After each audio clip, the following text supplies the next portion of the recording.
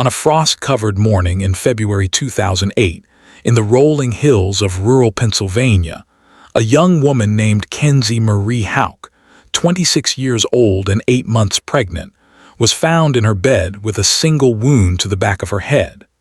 Her 4-year-old daughter discovered her. The farmhouse stood silent except for the sound of the school bus pulling away down the long gravel drive. By the time investigators arrived, the snow had begun to fall again, covering the tire tracks in the driveway. The weapon was never found. The killer had vanished into the morning fog. But the most haunting question was not who could have done this, but how someone could have walked out of that house, past those children, and continued their day as if nothing had happened at all. The house sat at the end of Wampum New Galilee Road, a winding stretch of asphalt that cut through Lawrence County like a vein through stone. This was western Pennsylvania, where the land rolled in gentle waves, where dairy farms dotted the hillsides and the towns carried names like New Galilee and Wampum that spoke of older times. The nearest city, New Castle, lay 10 miles to the south, its steel mills long shuttered, its population dwindling. Here people knew their neighbors. They left their doors unlocked. They waved at passing cars, even when they did not recognize the driver. The Houk farmhouse was a modest 2-story structure, white with green trim, surrounded by bare trees that clawed at the February sky. It sat back from the road, accessible by a long driveway that curved past a detached garage and a small barn. Behind the house, fields stretched toward distant tree lines. In summer, the place hummed with life. In winter, it stood still and watchful. Kenzie Houk had lived there with her 2 daughters, Janessa, age 7, and Adalyn, age 4. She shared the home with her fiancé, Christopher Brown, a man in his late 20s who worked odd jobs and spent most days at the house. They had been together for several years. They were planning a wedding. The baby she carried was a boy, due in less than 4 weeks. They had already picked a name. Christopher had 2 sons from a previous relationship, Jordan, age 11, and Ryan, age 8. The boys lived primarily with their mother in another county, but stayed with their father and Kenzie on alternating weeks. It was a blended family, the kind that populated these rural communities, where people made do with complicated arrangements and tried to build something stable from broken pieces. Those who knew Kenzie described her as gentle, soft-spoken, devoted to her daughters. She worked part-time at a local business. She loved country music. She kept a tidy house. She worried about money like everyone else in Lawrence County worried about money. She had grown up nearby, graduated from the local high school, never strayed far from the place that made her. The morning of February 20th dawned cold and gray. The temperature hovered just below freezing. A light snow had fallen during the night, barely an inch, not enough to close schools but enough to dust the fields and the roof of the farmhouse. Inside, the house stirred to life in that particular rhythm of a weekday morning. Alarms buzzed, feet padded across floors. Voices called out about backpacks and breakfast and the time. Christopher Brown woke early. He had a tree removal job scheduled that morning with a work crew. He needed to leave the house by 7. Jordan and Ryan were there that week, sleeping in their room upstairs. Kenzie was still in bed, heavy with pregnancy, moving slower these days. The little girls, Janessa and Adalyn, were awake, preparing for school. Clear's throat. The school bus arrived at approximately 7:45 in the morning.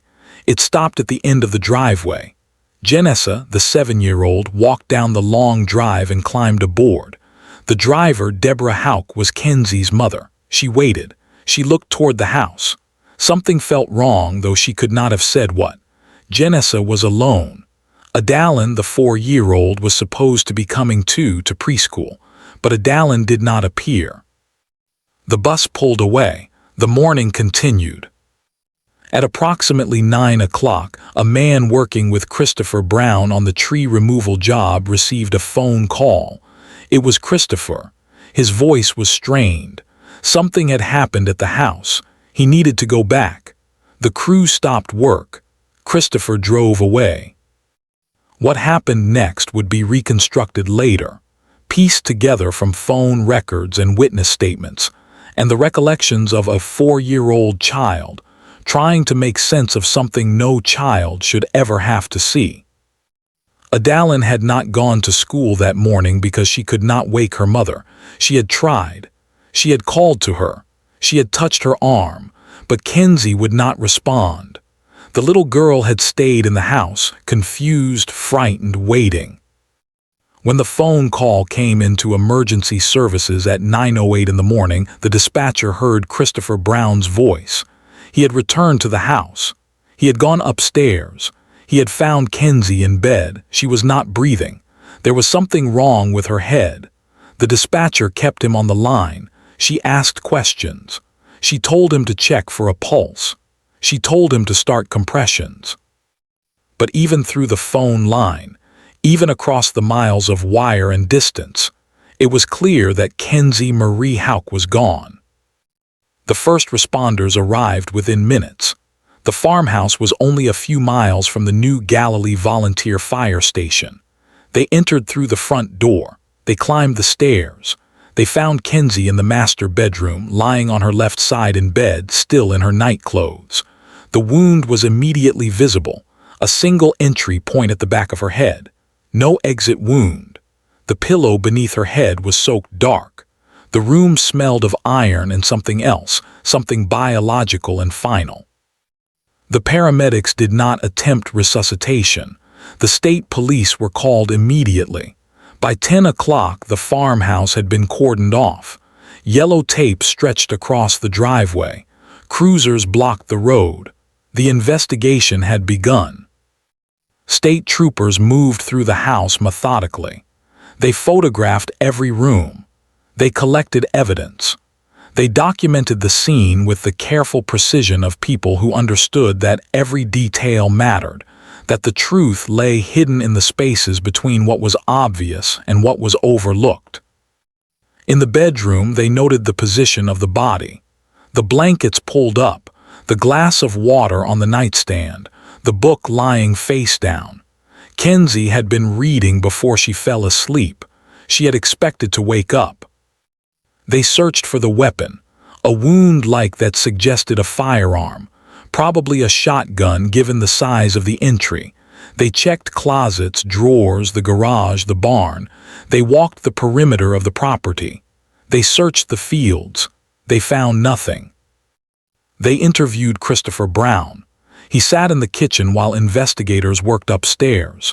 He was cooperative. He answered questions. He explained his morning. He had woken at 6:30. He had gotten ready for work. Kenzie had been alive. She had spoken to him. He had left the house at 7. The boys were still sleeping. Janessa and Adalyn were getting ready for school. Everything had been normal.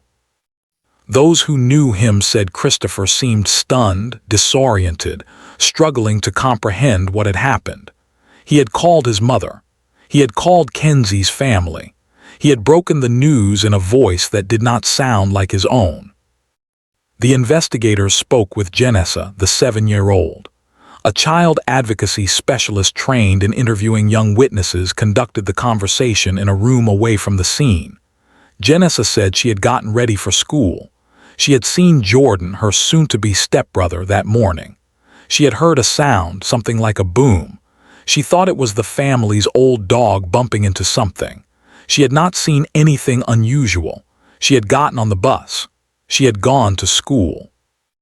They spoke with Adalyn, the 4-year-old. She said she had tried to wake her mommy. She said her mommy's covers were messy. She said there was red stuff. The interviewer asked gentle questions, careful not to lead or suggest. Adalyn mentioned seeing Jordan that morning. She mentioned the sound. Her recollections were fragmented, filtered through the limited vocabulary and understanding of a preschool child trying to describe an incomprehensible horror. By afternoon, the community knew. News travels fast in places like Lawrence County. By evening, the story had spread across Pennsylvania. A young pregnant woman killed in her own bed. 2 small children in the house. No sign of forced entry. No murder weapon found. The killer seemingly vanished like smoke. The investigation expanded. Detectives interviewed neighbors. No one had seen anything unusual. No strange vehicles. No unfamiliar people. The farmhouse sat far enough from the road that casual observation was difficult. The snow had covered any tracks. The morning fog had obscured visibility. They interviewed family members, friends, co-workers. They asked about Kenzie's relationships, her routines, her fears. Everyone described her the same way. Kind, gentle, devoted to her daughters, excited about the baby. No enemies, no drama, no reason anyone would want to hurt her. They looked at Christopher Brown more closely. In cases like this, investigators always looked at the intimate partner first. Statistics bore this out, but Christopher had an alibi. He had been at work. The tree removal crew confirmed it. He had left the house at 7. He had arrived at the job site by 7:30. Multiple witnesses placed him there. The timeline did not work. Kenzie had been alive when he left. The medical examiner would later estimate time of death between 8 and 9 in the morning, after Christopher had already gone. Clear's throat. Deputies whispered quietly among themselves as they combed the property. Something felt off. The scene was too clean, too contained. The weapon had disappeared. There was no sign of panic, no indication of a struggle. The house had not been ransacked. Nothing had been stolen. The doors had been locked from the inside. Whoever did this had walked in, committed an act of calculated violence, and walked out, all while children slept nearby and a school bus waited at the end of the drive. They brought in cadaver dogs. They searched the woods surrounding the property. They dragged a nearby pond. They checked storm drains and culverts. The weapon did not surface. On the second day, investigators made a discovery that would shift the entire direction of the case. In Christopher Brown's home, they found a 20-gauge youth model shotgun. It belonged to Jordan, the 11-year-old boy. Christopher had bought it for him as a gift. It was legal. Rural Pennsylvania was hunting country. Many children owned firearms, learned to shoot at young ages under parental supervision. The gun had been stored in Christopher's bedroom, in the same room where Kenzie slept. They tested the shotgun. It had been recently cleaned, very recently. The barrel showed no residue, but the timing was notable. Christopher said he had cleaned it the day before, February 19th, the day before Kenzie died. Ballistics experts examined the weapon. A 20-gauge shotgun firing the right ammunition could create a wound consistent with what they had observed. The youth model would be light enough for a child to handle. The investigators began to entertain a possibility that seemed almost unthinkable. They interviewed Jordan Brown again, this time more formally, with recorders running and specialists present. Jordan was 11 years old, slight in build, with dark hair and a quiet demeanor. He was in 6th grade. He liked video games and hunting with his father. He seemed like a typical rural Pennsylvania kid, unremarkable in every way except for the circumstance that had placed him in that house on that morning. Jordan's story remained consistent. He had woken up around 7. He had gotten dressed. He had seen Kenzie. She had been alive. He had seen Janessa. He had gotten his things ready for school. His father had already left for work. He had walked to the end of the driveway to catch his bus, which came later than the girl's bus because he attended a different school. The bus driver confirmed picking him up that morning at approximately 8:15. But the timeline troubled investigators. If Kenzie died between 8 and 9 and Jordan had been in the house until 8:15, he would have been present during or immediately after the incident. The timeline was tight, uncomfortably tight. They processed the evidence. They found something on a blanket in Jordan's room, trace evidence, a residue. Testing would later identify it as consistent with gunshot residue, though the tests were not conclusive. The material could have come from hunting, from cleaning the gun, from any number of sources, but it was there. They analyzed Jordan's behavior. The school bus driver said he had seemed normal that morning. A teacher said he had attended class, participated, showed no signs of distress. Those who worked with traumatized children found this notable. An 11-year-old who had just witnessed or committed a violent act would typically show some reaction. Fear, confusion, guilt. Jordan had shown nothing. The community divided. Some refused to believe that a child, especially this child, could be capable of such an act. Others whispered about strange behaviors they claimed to have noticed. Hindsight transformed ordinary moments into sinister warnings. People remembered that Jordan had seemed withdrawn, that he did not smile much, that he spent too much time alone. Every normal trait of an introverted rural child became, in retrospect, evidence of darkness. The investigation slowed. Weeks passed. The state police worked the case methodically, but the evidence remained circumstantial. No weapon, no witnesses, no confession, nothing definitive. Just a collection of troubling details that pointed in a direction no one wanted to look. The funeral for Kenzie Marie Houk took place on a gray afternoon in late February. Hundreds attended. They buried her in a local cemetery beneath a simple stone. The baby boy she had been carrying was buried with her. They had named him Christopher Jr. 2 lives, extinguished in the space between one breath and the next. Christopher Brown stood at the graveside holding his son's hands. Janessa and Adalyn stood with their grandparents. The community grieved. The media captured images of the family, faces drawn with sorrow. Investigators watched from a distance, observing, noting who attended and who did not, looking for anything that might crack the case open. Then, on February 21st, less than 24 hours after Kenzie's body had been discovered, Pennsylvania State Police made an announcement that sent shockwaves through Lawrence County and beyond. They had made an arrest. A juvenile had been charged with criminal homicide. The suspect was 11 years old.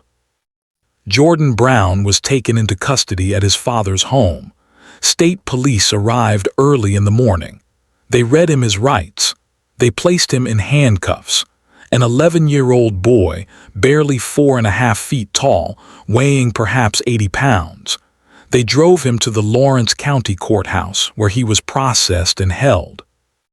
The charging documents laid out the prosecution's theory. Jordan Brown had woken early on the morning of February 20th. He had retrieved the 20-gauge shotgun from his father's room. He had entered the bedroom where Kenzie slept. He had fired a single shot into the back of her head while she lay in bed. He had then exited the house, hidden the weapon somewhere on the property, and walked to the end of the driveway to catch his school bus as if nothing had happened. The motive, they suggested, was jealousy. Jordan resented Kenzie. He resented the attention his father gave her. He resented the coming baby. He wanted his father's old life back. The community reacted with shock, anger, disbelief. How could an 11-year-old commit such an act? How could investigators charge a child with murder based on such thin evidence? The case immediately became national news. Cable networks sent crews to Lawrence County. Reporters stood outside the courthouse, outside the farmhouse, interviewing anyone willing to speak. The story had everything: a pregnant victim, a child suspect, a rural setting that seemed pulled from another era. America watched and argued and passed judgment. Christopher Brown maintained his son's innocence. He appeared on television, his face haggard, insisting that Jordan could never have done this. He said the state police had rushed to judgment. He said they had focused on Jordan because they had no other leads. He said they were destroying a child's life to close a case. Kenzie's family believed otherwise. They trusted the investigators. They believed the evidence. They wanted justice for Kenzie and for the unborn child. They believed that justice meant holding Jordan Brown accountable.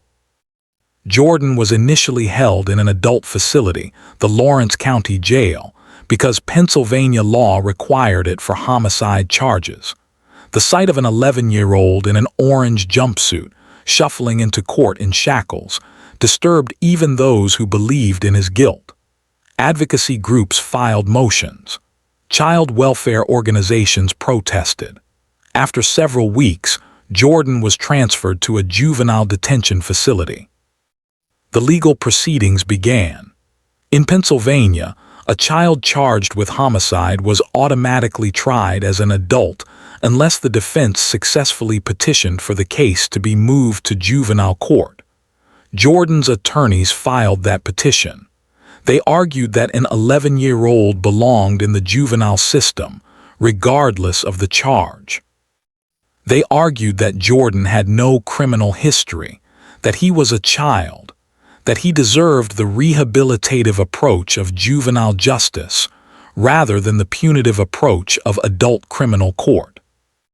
The prosecution fought the transfer. They argued that the crime was too serious, the evidence too strong, the need for justice too great. They wanted Jordan tried as an adult, facing a potential sentence of life without parole. The case went cold in the public consciousness while it burned hot in the courtroom. Legal motions accumulated. Evidence was challenged. Experts were deposed. The process ground forward with agonizing slowness. Jordan remained in juvenile detention. His father visited when he could. His brother Ryan struggled to understand why his sibling had been taken away. The little girls, Janessa and Adalyn, lived with their grandparents now, trying to build some semblance of normalcy in the wreckage of their shattered childhood. Clear's throat. Years passed. Seasons turned. The farmhouse on Wampum Galilee Road stood empty for a time, then was sold. New people moved in, people who did not know the history or who knew it but believed they could live with ghosts. For those who have ever doubted someone you love, who have felt the terrible weight of suspicion warring with loyalty, who have lain awake at night trying to reconcile the person you know with the person you fear they might be, the years after Kenzie Houk's death offered a glimpse into that special kind of torment. Christopher Brown fought for his son with everything he had. He hired attorneys. He spoke to reporters. He maintained Jordan's innocence even when others wavered. But doubt is a poison that seeps in slowly. Did he remember that morning perfectly? Had there been signs he missed? Could his 11-year-old son, the quiet boy who liked hunting and video games, really be capable of walking into a bedroom and pulling a trigger? Jordan spent his teenage years in detention. He missed middle school. He missed high school. He missed first dates and football games and all the ordinary markers of adolescence. He studied through correspondence programs.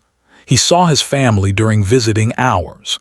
He marked time in a place where time moved differently, where days blurred together and the outside world became increasingly foreign.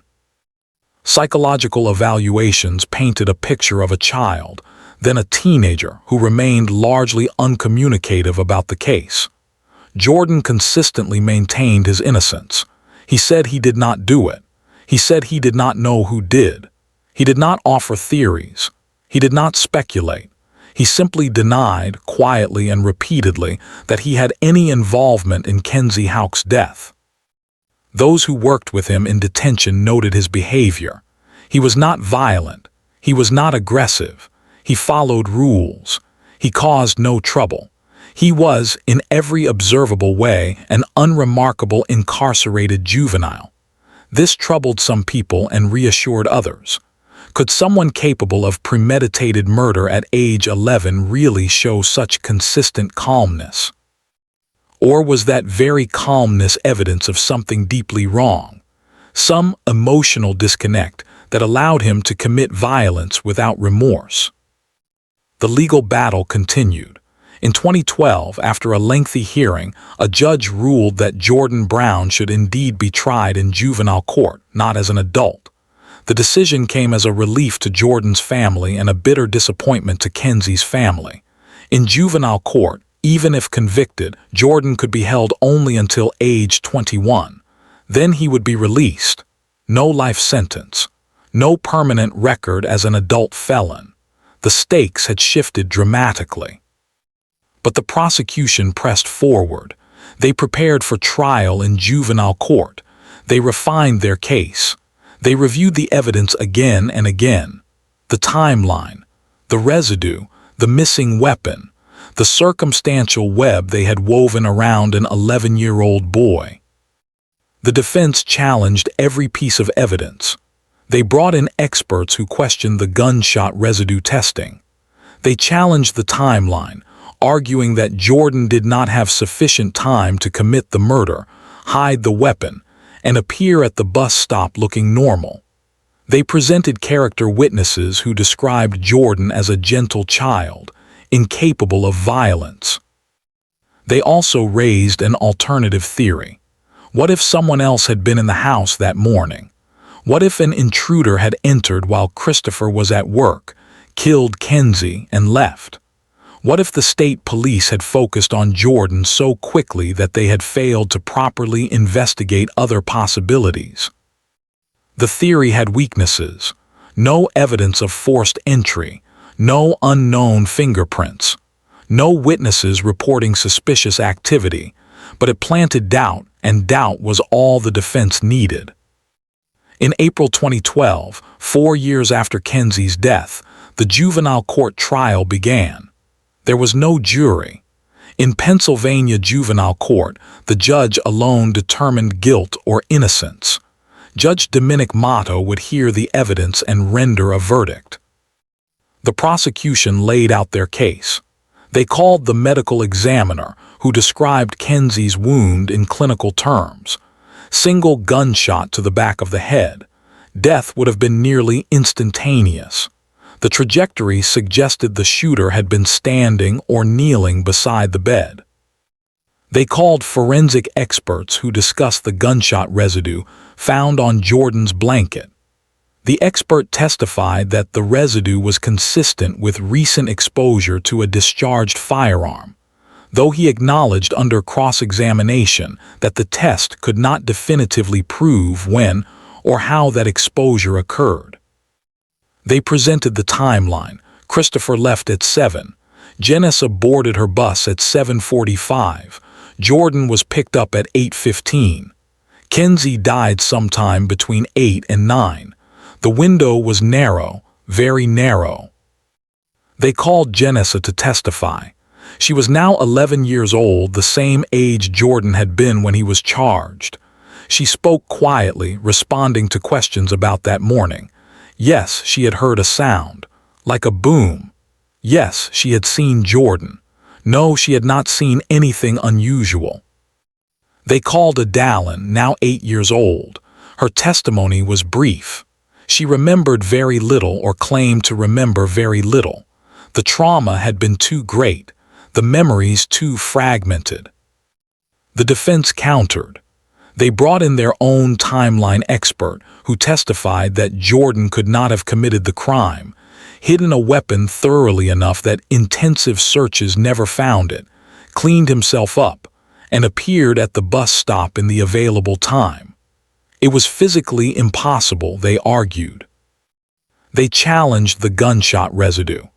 Their expert testified that the residue could have come from hunting, from being in a vehicle where someone had recently handled a weapon, from dozens of innocent sources. It proved nothing. They called character witnesses, teachers, neighbors, family, friends. Everyone described Jordan the same way. Quiet, polite, normal, not the kind of child who would commit murder. Christopher Brown testified. He spoke about his son, about their relationship, about that morning. His voice broke several times. He insisted that Jordan was innocent, that the state had gotten it wrong, that they were punishing a child for a crime he did not commit. Clears throat. The trial lasted weeks. Judge Motto listened to every word, reviewed every piece of evidence. He took extensive notes. He asked pointed questions. At the end, after both sides had presented their cases, he took the matter under advisement. On July 18, 2012, Judge Motto delivered his verdict. The courtroom was packed. Media filled the back rows. Kenzie's family sat on one side. Jordan's family sat on the other. Jordan himself sat at the defense table, now 14 years old, thinner than he had been at 11, his face showing the first hints of the man he would become. Judge Motto spoke carefully. He reviewed the evidence. He acknowledged the circumstantial nature of the prosecution's case. He noted the troubling timeline, the presence of the weapon in the home, the lack of any other plausible suspect. Then he rendered his decision. Jordan Brown was adjudicated delinquent on charges of criminal homicide. In adult court, this would have been equivalent to a guilty verdict. Jordan had, in the judge's determination based on the evidence, committed the act that killed Kenzie Marie Houk and her unborn child. The courtroom erupted. Kenzie's mother wept. Christopher Brown sat frozen, disbelieving. Jordan showed little reaction, his face carefully neutral in the way he had learned during 4 years of incarceration. The sentencing came later. Jordan would remain in a juvenile facility until he turned 21. Then he would be released. No adult prison, no life sentence. But his childhood, such as it had been, was gone. The defense immediately announced their intention to appeal. They argued that the evidence was insufficient, that the judge had erred, that Jordan had been convicted based on circumstantial evidence that did not meet the burden of proof. The appeals process began, adding more years to a case that had already consumed so many. Jordan remained in custody while his attorneys fought through Pennsylvania's appellate courts. They filed briefs. They made oral arguments. They challenged every aspect of the original trial. In 2016, 8 years after Kenzie's death, the Pennsylvania Superior Court upheld Jordan's conviction. The majority opinion found that sufficient evidence existed to support Judge Motto's decision. The timeline, the weapon, the lack of other suspects, the totality of circumstances, all supported the finding of guilt. Jordan's attorneys appealed to the Pennsylvania Supreme Court, the highest court in the state. They refined their arguments. They focused particularly on the gunshot residue evidence and the timeline issues. They argued that no reasonable fact finder could have found guilt beyond a reasonable doubt based on such thin evidence. In July 2018, exactly 10 years after Jordan's original conviction, the Pennsylvania Supreme Court issued a stunning ruling. In a decision that made national headlines, the court overturned Jordan Brown's conviction. The ruling was scathing. The court found that the evidence presented at trial was insufficient as a matter of law to support a finding of guilt. The prosecution's case had been entirely circumstantial. No witness had seen Jordan commit the act. No forensic evidence definitively linked him to the crime. The timeline was too tight and too speculative. The gunshot residue evidence was inconclusive. The motive was pure speculation. The court went further. They criticized the investigation itself, suggesting that state police had focused on Jordan too quickly, to the exclusion of other possibilities. They noted that critical evidence, like the murder weapon, had never been found. They pointed out that the prosecution's theory required believing that an 11-year-old child had committed a cold-blooded execution, hidden evidence with professional skill, and shown no emotional response, all within a window of perhaps 20 minutes. The conviction was vacated. Jordan Brown, now 20 years old, having spent his entire adolescence in custody, was released. He walked out of the juvenile facility on a summer afternoon, a young man who had entered as a child. The release sparked immediate controversy. Kenzie's family felt betrayed by the legal system. They believed Jordan was guilty. They believed he had gotten away with murder on a technicality. They gave interviews expressing their frustration, their anger, their sense that justice had been denied. Jordan's family celebrated his release but recognized the cost. Jordan had lost his teenage years. He had no high school diploma from a traditional school. He had limited social skills. He had no work experience. He was 20 years old, but in many ways still the 11-year-old boy who had been arrested that morning in 2008. The state could have retried him. The Supreme Court's decision did not bar another prosecution, but the prosecutors looked at the evidence and declined. They acknowledged that they had no new evidence. The case they had brought the first time was the best case they could bring. If that was insufficient, they could not win a retrial. Jordan Brown was free. The case remained officially unsolved. Kenzie Marie Houk's killer was never definitively identified. The weapon was never found. The truth remained elusive, buried somewhere in that farmhouse, in that morning, in the space between what evidence showed and what justice required. Jordan gave few interviews after his release. He moved away from Pennsylvania. He tried to build a life. Those who spoke with him said he remained haunted by the decade lost, by the accusation that would follow him forever, by the fact that many people still believed he was guilty regardless of what the courts said. Christopher Brown continued to maintain his son's innocence. He never remarried. He worked odd jobs. He lived quietly. The case had cost him everything: his fiancée, his son's childhood, his reputation, his peace. Janessa and Adalyn grew up with their maternal grandparents. They had no memory of their mother that was not filtered through trauma and loss. They knew Kenzie only through photographs and stories, through the permanent absence that shaped their lives. The community of Lawrence County moved on, as communities do, but the case left scars. Trust had been broken. Certainties had been shattered. People still argued about Jordan's guilt or innocence at diners and gas stations, unable to let it go, unable to accept that they might never know for certain what happened that February morning. For those who followed the case from outside, it became a symbol of something larger: the limits of forensic evidence, the danger of tunnel vision in investigations, the question of whether a child can truly be capable of premeditated murder, the tension between justice for victims and protection of the accused. All these issues crystallized in the case of Jordan Brown. Legal experts debated it in classrooms and journals. Was the initial charging decision correct? Should an 11-year-old ever be charged with murder? Was the evidence sufficient to justify the arrest, even if it ultimately proved insufficient for conviction? The case became a touchstone in discussions about juvenile justice reform. Advocates pointed to Jordan's case as an example of a system that failed a child.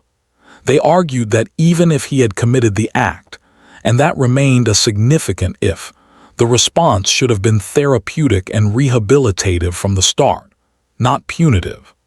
They said the 10 years he spent in custody for a crime he might not have committed represented a catastrophic failure of justice. Others argued that the seriousness of the crime demanded serious consequences. Kenzie Houk and her unborn child deserved justice. If Jordan had committed the act, treating him leniently because of his age would have sent a dangerous message. They maintained that the initial investigation and charging decision were correct, even if the ultimate outcome was unsatisfying. The truth, as truth often is, remained ambiguous. The physical evidence suggested possibilities but proved nothing definitively. The circumstantial evidence pointed in directions but never quite reached certainty. The timeline worked barely, but required assumptions that felt uncomfortable. The motive made psychological sense but was never confirmed. In the end, the case of Jordan Brown and Kenzie Marie Houk became a story without a clean resolution, a mystery that the courts addressed but never fully solved. Someone killed Kenzie that morning. Someone fired a weapon into the back of her head while she slept, 8 months pregnant, in her own bed. Someone walked away from that act and continued their day. Whether that someone was 11-year-old Jordan Brown or remains unknown, the act itself stands as a monument to cruelty and the fragility of safety. The farmhouse on Wampum New Galilee Road still stands. Different families have lived there since. The fields still roll toward distant tree lines. The driveway still curves past the garage. But the place carries weight, the invisible burden of what happened there, the knowledge that one February morning in the cold and the snow, something broke that can never be repaired. Kenzie's grave in the local cemetery receives occasional visitors. Her daughters come sometimes. Her mother comes often. The stone bears her name and the dates that bookend a life cut short. Next to it, a smaller stone for Christopher Jr., who never drew breath, who existed only as potential and promise. This case reminds us that justice is not always clean, that truth is not always knowable, that the legal system, for all its procedures and rules and safeguards, sometimes leaves us with questions rather than answers. It reminds us that children are capable of surprising complexity, of darkness we prefer not to acknowledge, or of suffering injustices we are too quick to impose. It reminds us that in rural Pennsylvania and everywhere else, evil can walk into a house on an ordinary morning and shatter everything, leaving behind only debris and doubt, and the endless echo of a single shot fired in silence. If this story mattered to you, subscribe and hit the bell. Share the episode. Someone somewhere may still be waiting to be heard.